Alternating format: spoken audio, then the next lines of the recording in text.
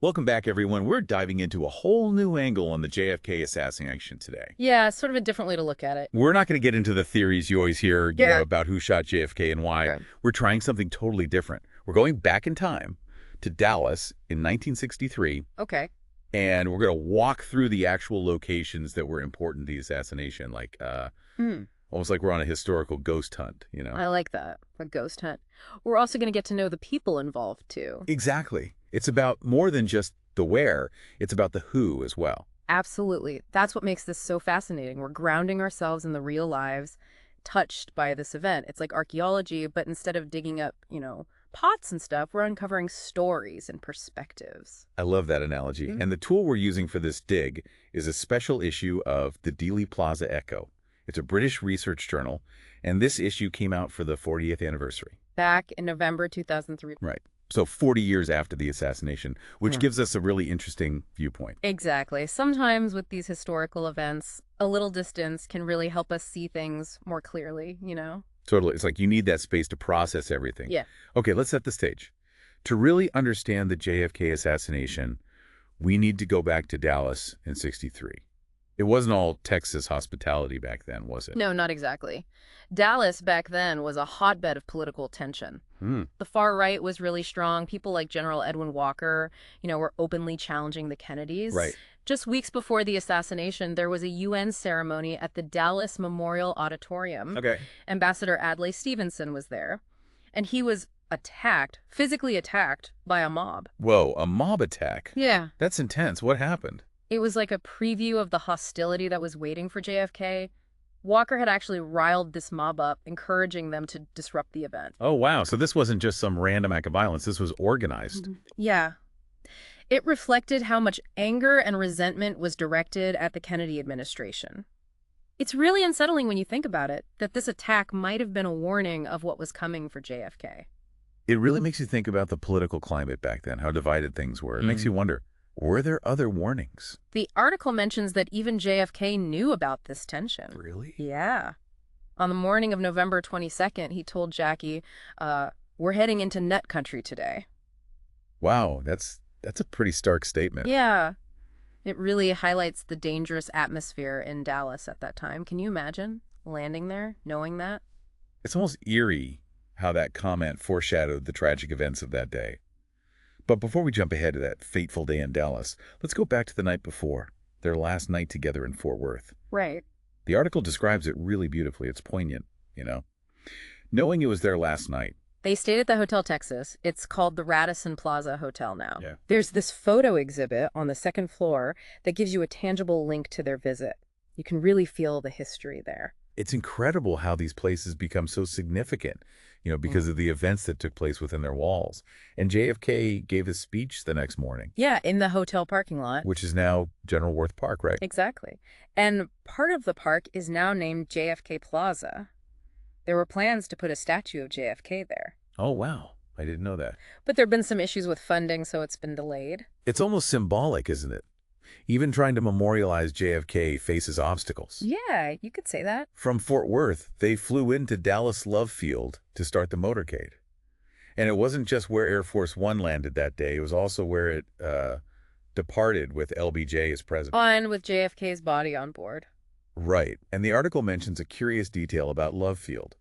There's a plaque commemorating LBJ's swearing in, but it doesn't mention that JFK's body was on the plane. It's a strange omission, isn't it? Like they're trying to erase JFK from the story. It really makes you think about how history is written and who gets to tell the story.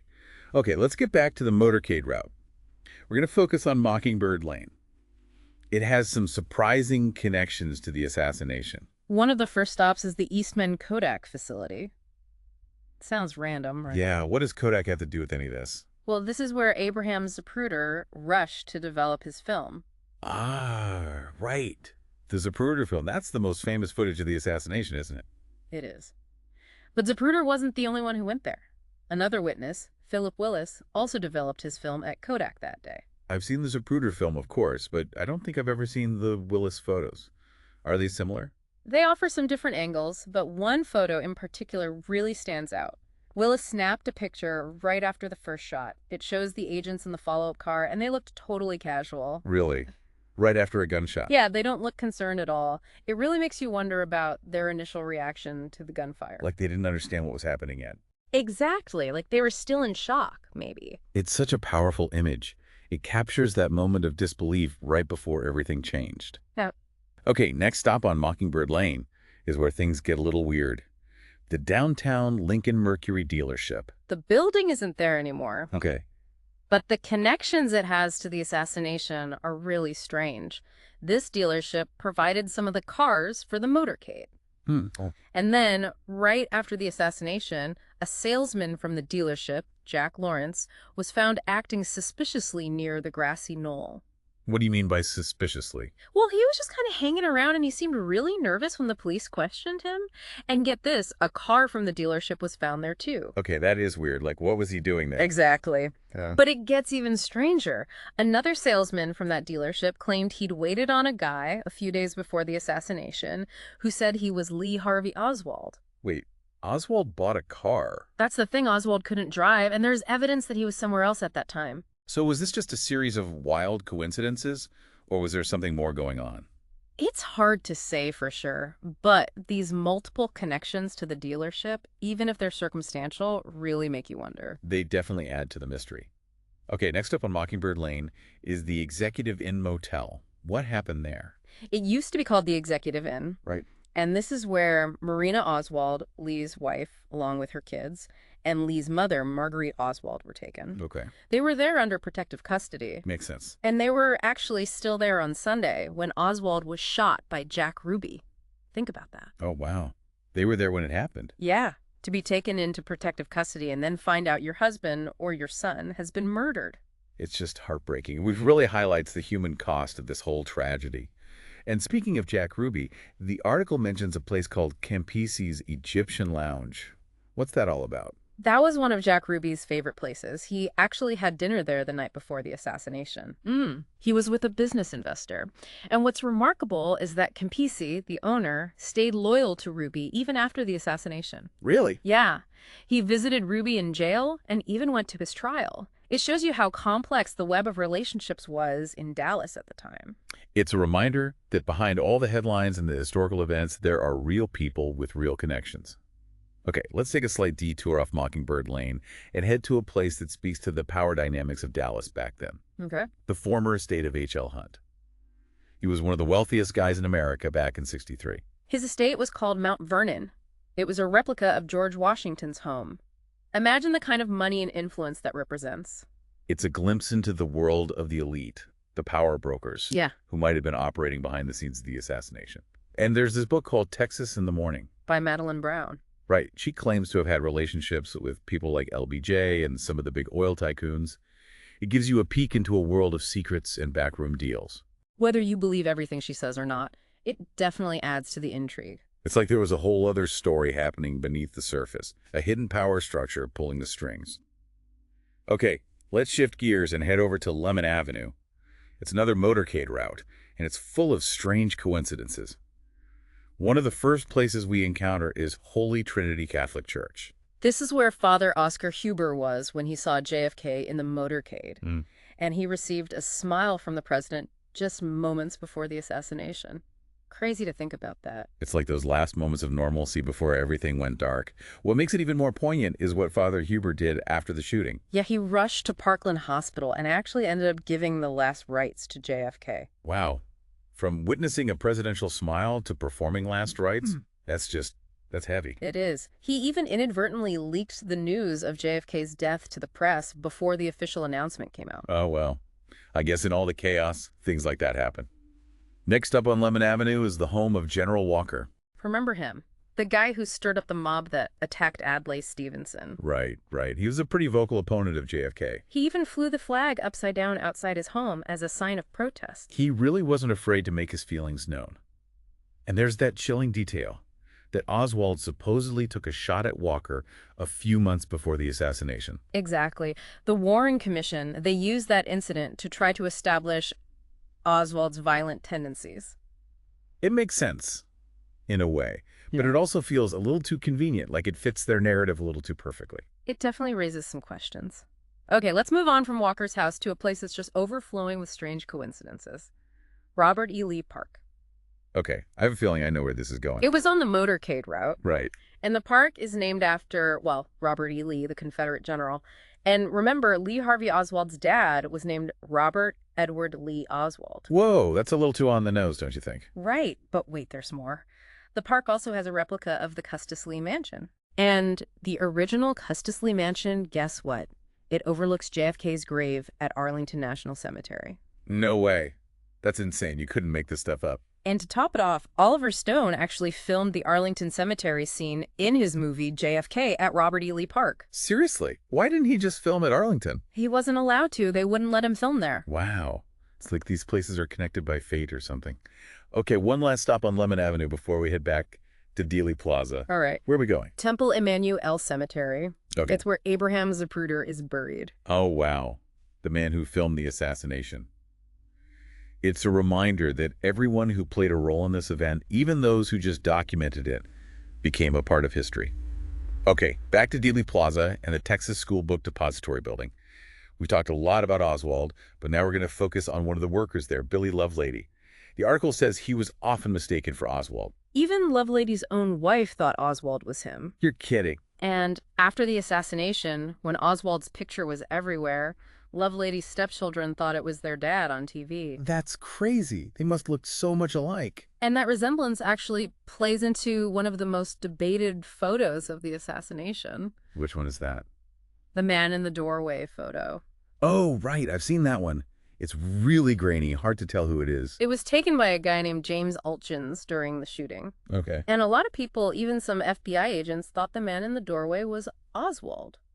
Why was that so important? Because if it was Oswald, it means he couldn't have been on the 6th floor when the shots were fired. Ah, right. So it would contradict the official story. Exactly. They eventually said it was Billy Lovelady in the photo, but to this day, people still debate it. But the story of the depository workers gets even more interesting when you look at their testimonies, especially Victoria Adams, who also worked there. Her account raises questions about what Lovelady and his supervisor, William Shelley, were doing right after the shooting. Yeah, we talked about that earlier, but I'm still a little fuzzy on the details. Okay, so Adams claims she saw Lovelady and Shelley on the 1st floor, inside the building, just moments after the shots were fired.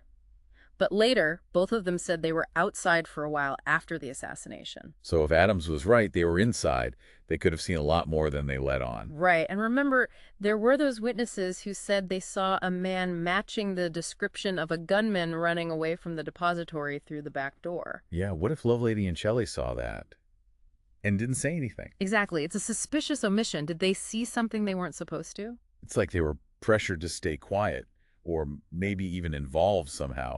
Did anyone else see this mysterious man running from the depository? Yeah, there were several witnesses outside who saw him. One even said he saw the guy get into a station wagon and drive off. But none of the depository workers reported seeing him. Not a single one. That's so weird, like he just disappeared. What about Oswald? Where was he during all this? He always said he was on the 1st floor when the shooting happened, but some witnesses said they saw him on the 2nd floor right after the shots. So even Oswald's whereabouts are unclear. Yeah, there's a lot of uncertainty. Which leads to another big question. Which is? If Oswald really was the shooter, who was that other guy running from the depository? Was he an accomplice? Or could there have been a second shooter involved? It's like every detail we uncover just leads to more questions. What does it all mean?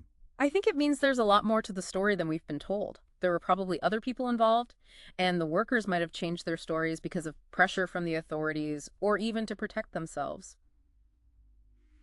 Okay, before we wrap up this first part of our depth dive, I want to switch gears for a moment and talk about something that seems totally unrelated to the JFK assassination, but might actually be connected in a really bizarre way. The article ends with this amazing anecdote about a mass surrender that happened during World War II. Okay, I'm intrigued.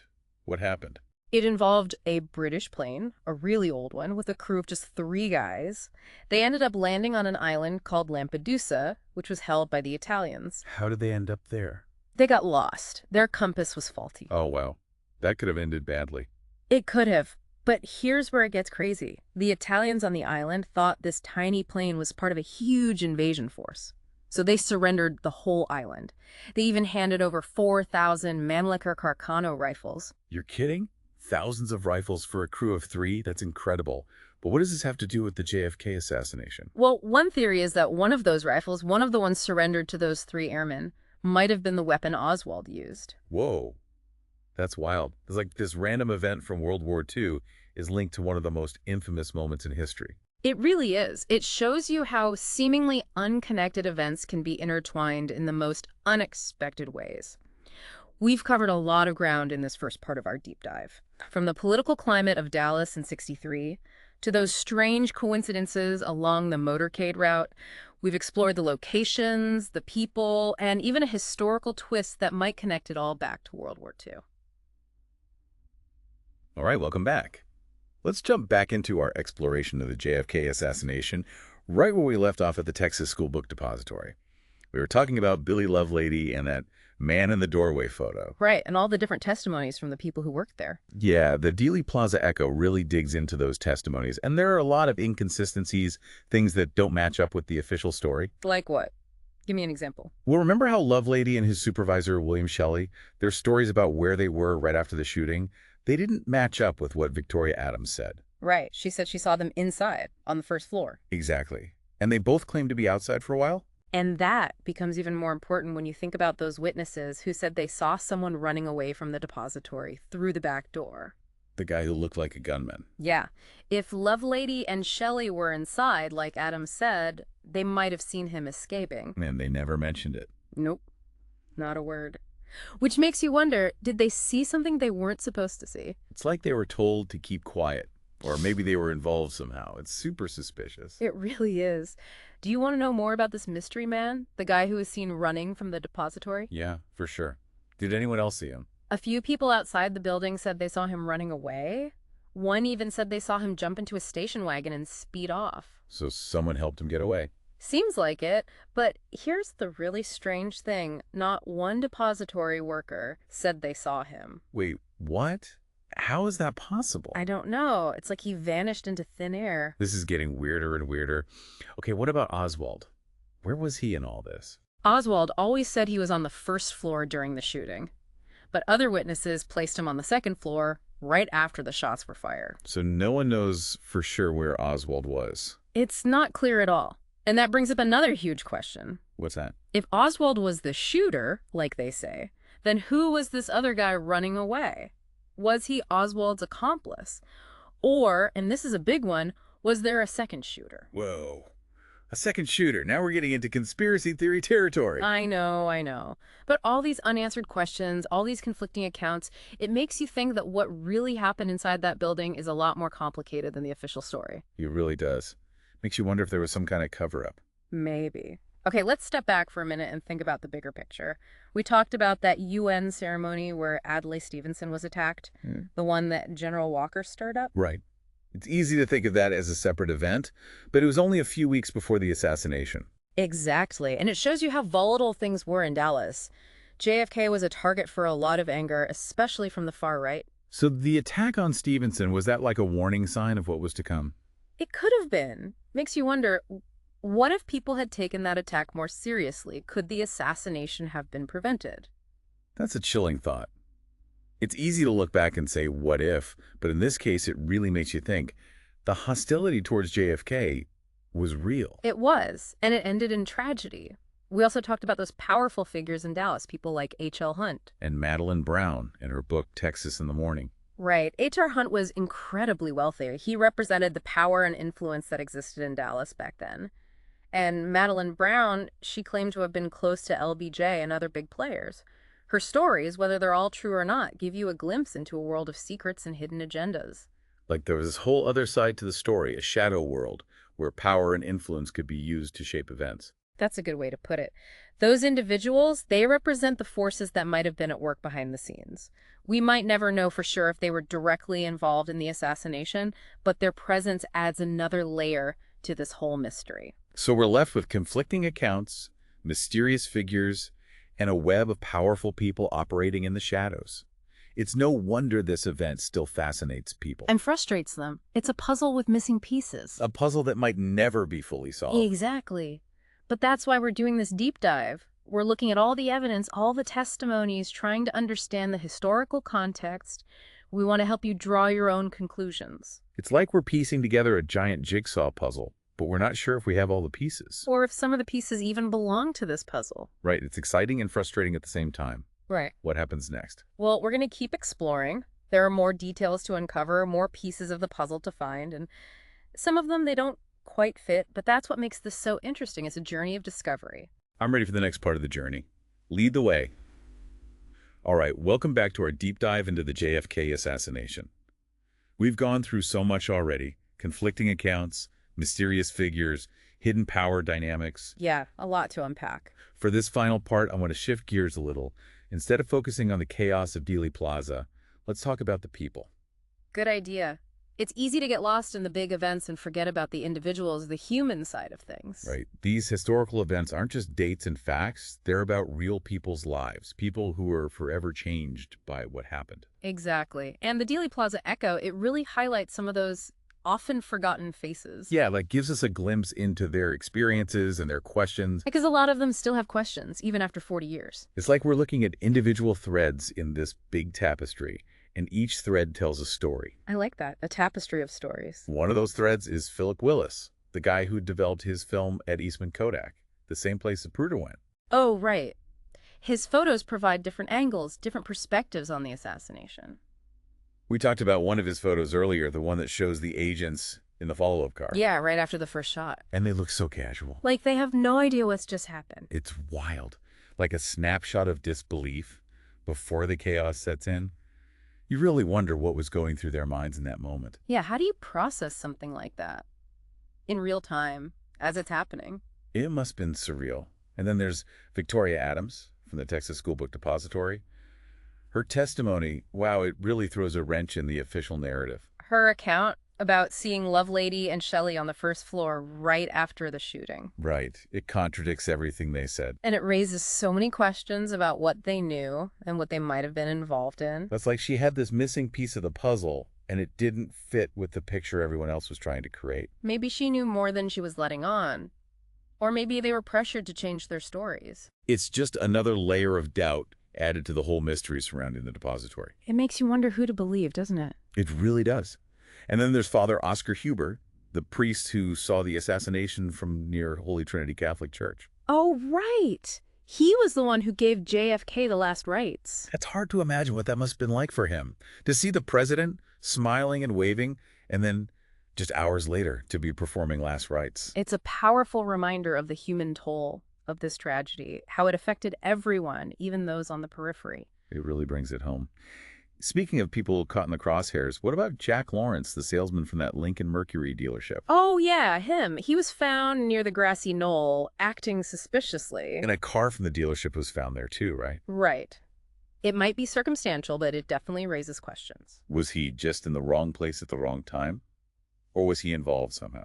We may never know the answer. It's just another one of those loose threads in this whole story. And then there's Marina Oswald. The article talks about her experience being taken into protective custody. Yeah, with her kids and Lee's mother. Imagine being in her shoes. The fear, the confusion. And then to find out your husband has been killed. And accused of assassinating the president. It's just a lot to process. It's a stark reminder that history isn't just about the big events. It's about the lives that are shattered by them. The ripples that spread out and touch everyone. We've been focusing on individuals, but we also have to acknowledge the impact the assassination had on the country as a whole. Oh, absolutely. It wasn't just a personal tragedy. It really shook the nation's faith in, well, in everything. In the government, in the future. It fueled so much paranoia and distrust, and it gave rise to all these conspiracy theories. Yeah, some people just couldn't accept the official story. They needed another explanation. And it changed the way we look at the world, you know? Made us more cynical, more suspicious. I think so. It's like a wound that never fully healed. So after all this, after this deep dive, where do we stand? What have we learned? Well, I think the biggest takeaway is that we need to be critical thinkers. Question everything. Don't just accept the official narrative at face value. Right. Look at all sides, all the different perspectives. The Dealey Plaza Echo, with its focus on the locations, the testimonies, all the little details, it really encourages us to do that. To dig deeper, to seek the truth. It's about connecting the dots, looking at the evidence with an open mind, and realizing that history is messy. It's not always neat and tidy. There are contradictions, there are gaps, and there are always more questions than answers. The JFK assassination is a perfect example of that. It's a story that continues to fascinate us, frustrate us, because we may never have all the answers. But that's okay. It's the journey of discovery that matters. I agree.